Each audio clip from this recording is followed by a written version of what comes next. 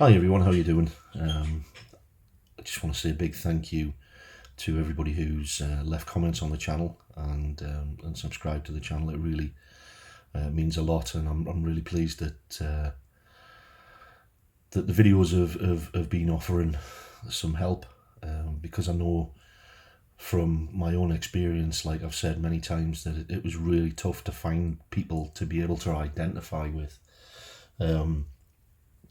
Because when I was in the middle of all the gambling madness, I felt so alone, and I felt like nobody could I couldn't identify with other people. I just became so insular and wrapped up in my own self and my own thought process, and I just felt completely isolated. So I'm pleased that me talking a little bit about my gambling experiences is helping people to get the identification that they need to maybe plan some action, or giving them a bit of respite. I know the thing is, there's so much more to my life today. And like I've said in previous videos, I don't think about gambling at all, which is a miracle, given the state that I used to be in. I'm several years down the line now, and I'm not sat there thinking, "Oh God, I can't gamble today. I can't gamble today." It's not like that. I mean, I have a good life, like I mentioned. I've got hobbies. I enjoy life. I work. Simple things that I never thought I would get enjoyment from, like cooking a meal for my family, taking the dog for a walk. I certainly don't live the rock and roll lifestyle. It's I live quite a simple life. I go to work, pay my bills on time, and do things with my family. Enjoy time with my family. Music's a big thing of mine, which it always was, but I never seemed to have the time because I was always consumed with gambling to pay any attention to that. But one of the things that I really kind of wanted to discuss is this thought that it's one of the things that I do is I try and focus on the thought that I have everything I need right now to be happy. And just try and focus on that thought. So what I tend to do now, I try and keep everything in the day, not this one day at a time stuff. I try and, because my mind, I don't know whether you're the same, but my mind can be thinking weeks, months, years ahead, or weeks, months, years past. It can either be flying between the two. So what I try and do is I can compare. I can compare the past and think, oh, the past was pretty crap. The future's going to be pretty crap. And then I end off ruining the present. So one of the things that I found helpful for me was really spending time and trying to alter my way of thinking and reprogram my way of thinking. And one of the things that really helped me was spending just, say, 10 or 15 minutes a day, just having a bit of quiet time and really just thinking about the thought, I have everything I need right now to be happy. And really allowing that thought to consume my mind, and allow myself to really engage with that thought and feel it and believe it, and it works. I mean, it does. It really, for me, it really works. You know, it stops me thinking, oh, I haven't got it. Stopped it.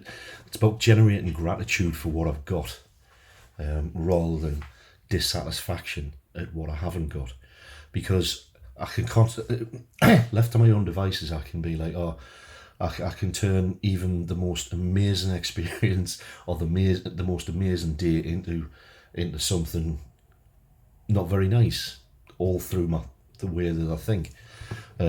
So one of the things that I've found is that it really is important to learn how to train your thinking. I mean, I'm not going to be ashamed of the fact that I pray. I don't know what I pray to. I'm not a Christian. I don't know whether there's anything there, but I do it anyway because it works. It gives me some comfort, and it allows me to have some space within my mind to maneuver without harming myself or without harming anybody else, because throughout my gambling I was reactive, constantly reacting all the time. Where can I get money from? Where can I get this? How can I do that? And I don't do that. I don't do that today, because one of the things is when you stop gambling, you've still got the mind of the gambling addict, and that's difficult to deal with. That really is difficult to deal with, because it's the thinking, our thinking and our actions that can lead us back time and time again. Like I've said, I mean, it's if we're admitting that we're powerless over gambling, it is only a matter of time before we go back to it, without some form of defence within our mind. And for me, I came to believe that something other than my own willpower could help me. Only something other than my own willpower could help me, and that was when I kind of tried doing a few prayers, engaging in meditation, and it worked. It's worked. I get up on a morning, and my intention is I try to set a good intention for the day by thinking, right, I don't want to hurt anybody today. I'm going to try not to just think about myself today and think about somebody else. I don't get it right all the time. I can't get it wrong quite a lot. But the fact of the matter is, I'm willing to keep on trying, to keep on bettering myself. Because that's the thing. It's about transforming ourselves. That's what I believe recovery is about moving away from that chronic obsession that we have with money and gambling and filling our life with other things that are more constructive. And it sounds easy. It's not easy, but we do have things that are available to us, and in particular we have what I've mentioned in previous videos. We have the 12 steps and so on. So for me, making these videos is me reaching out to other people, and this is it. It's like this morning, I've never done this for years. I decided to bake. It's hardly rock and roll or anything like that. So I baked some cakes, and my wife was in the office, and I baked some cakes, and I thought, I'll be nice to take her a cup of tea up with some cakes that I've baked, and she loved it, and me boy as well. He had some, and it's nice, I'll cook tea, I'll cook dinner, and things like that, and and rather than just doing what I want to do, try to do something that will bring some benefit to somebody else. that's that's essentially how I work it. You know, I try not to think of myself. I try to get myself out of the way. On a morning, I wake up and I ask that my thoughts and my actions be directed in a constructive and a positive way, rather than my thoughts be focused on myself, because I can be incredibly selfish left to my own devices, and it doesn't do me any good. It doesn't do anybody else any good, and it doesn't do my life or my recovery any good if I get trapped up to just wanting to do things that I want to do. So yeah, I don't know whether I'm making sense in this video. It's just I just remembered tonight I needed to make this video this afternoon, but I was busy, and I've been busy doing things today. I've been off work, you know, and I'm just about to go to bed, and I just wanted to do a video because I have to, you know, I have to do a video whether people watch it or not. This is me giving something back, and this is me allowing my mind to think about somebody else and think about the difficulties that they may be going through. And if imagine a world where everybody did that, it would be incredible, you know.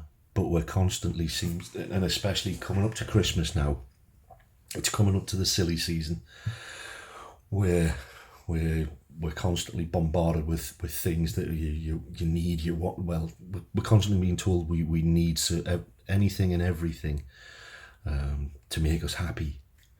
Well, that's not true, you know. We have everything we need right now to be happy, you know.